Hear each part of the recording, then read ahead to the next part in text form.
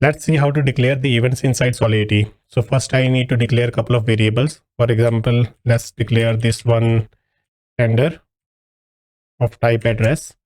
And then I want to declare, let's say, string name. And to declare the events, we need to use the event keyword and then the event name. Let's say user details. And then just like functions, we have to declare the type of the variable, for example, address, and then the name of the variable. In this case, it is sender. And then again, the second variable name. So in this case, let's say it's name and semicolon. Now let's see how to write the event logs inside the blockchain. So for that, we need to declare the function. So declare a function, let's say emit event. And let's say this function takes address as an input, sender, and the name as an input, which is string type, memory, name, set it to public. And here let's emit the event. So to emit the events, we need to use the keyword emit, then followed by the event name. And then here we need to give the variables that we want to log inside the event. So let's say first is sender, and second one is name. And then we can put the semicolon.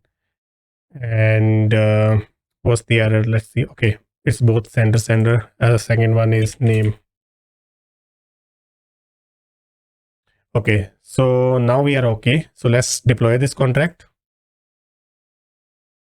And let me copy the address. Let's say I want to add this address and then followed by the name. Let's say Anni, and emit it. Let's look inside how our event looks like. As you can see, this is the address that we passed and this is the name. So it means now it has been written to the logs. So now we can retrieve this data anytime we want.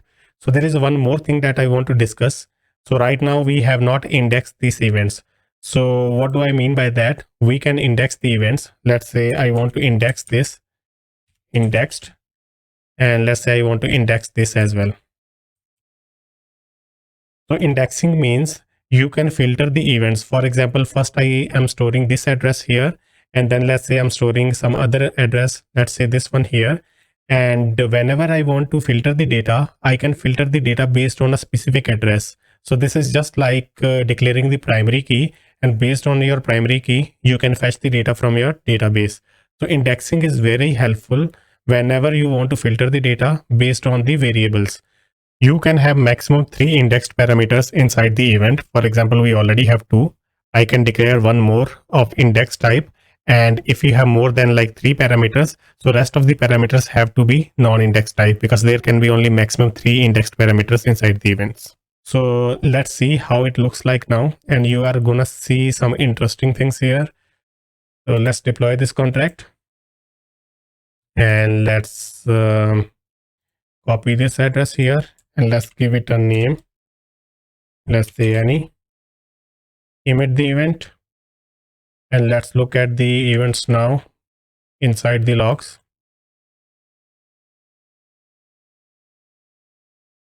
And now you are seeing some additional details here. The first one is, this is the address. The second one is you're seeing the hash here. So where is the name Anni? It is because when you are trying to store the reference type, so reference types are like arrays, structs, strings, bytes, all those are reference types. So whenever you set the index for the reference type, it will always store the hash of your reference type. It will not store the original value. And that's the reason you are seeing the hash here and not the original value. So whenever you need to store the reference type inside the events, so never index them. Otherwise, you won't be able to get the original value. So you can index this one, and based on this event, you will still be able to filter the data. So if you have the string type and byte type, I highly recommend do not index them. Otherwise, you won't be able to access them.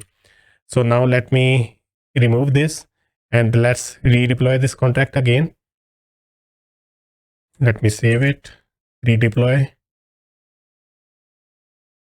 and let's paste the same address and name. And now we should be able to see our name here. As you can see it, our name is now here instead of the hash. So I hope you are clear when to use index and when not. Solidity events are the bridge between the blockchain and the outside world. The question is, why do we need the events in Solidity? There are three main reasons we need Solidity events. The first one is we need to return the values from your blockchain smart contract to your calling application. For example, I have this function here, state changed.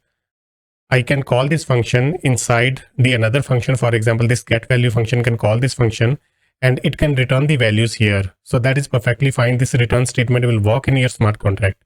But what if I want to get these values outside of this smart contract to the calling application? Don't worry about this if you don't understand what is this. We are going to cover all of this in our upcoming videos. But for now, just understand that we can call the smart contract function from your Python and the Java script backend.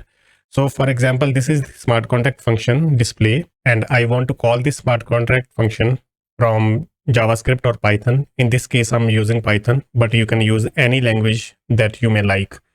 And I want to return these values to the Python backend. So let's say I'm calling this function right here, display, and this function is returning these three values. So if I'll call this function here, it won't return anything here, and it will just give you the transaction ID. So how do we retrieve the return values in the backend? The only way we can retrieve these values in the backend is by emitting the events. So when we emit the events, it is going to write the log in the transaction, in the same transaction with which we call this function. So in that transaction, it is going to write these return values, and then we can read those return values from the transaction receipt, and that's how we retrieve the return values in the backend, in the Python or JavaScript backend. So that is the first use case. You can also listen for the events when you did not call the function. In the first scenario, we were the one when we call the function and we want to read the return values. But in the second scenario, we want to listen all kind of events. So let's understand this with an example. For example, this is the NFT contract, and this contract is creating the new NFTs. So we want to buy the NFT as soon as it is launched. So what we can do is we can subscribe to this event, and whenever the NFT is created, so it will emit the event and we can listen to it. Based on that, you can set up the buy logic inside the callback function, and it will automatically buy the NFT whenever it is launched. This is just one of the use case where events are helpful, but you can do much more with events. The third use case is event storage is cheaper than your state variables. For example, you are a cryptocurrency exchange and you want to show all the deposit and the withdrawal history for all of your users. So one way of doing that is either you can store all the deposit and the withdrawals inside the state variables, and then you can read the data from there and serve it on the front end. Or the second way is to store all the historical data inside the events, and then you can read the historical data from the events and serve it on the front end. So it does make sense to store the data inside the events because we are not going to make use of that data inside the smart contracts. So please make a note that whatever data you are storing inside the event storage, you cannot access it inside the smart contract. So only store that data inside the event that you don't need inside the smart contract. Let's understand why events are cheaper than storage.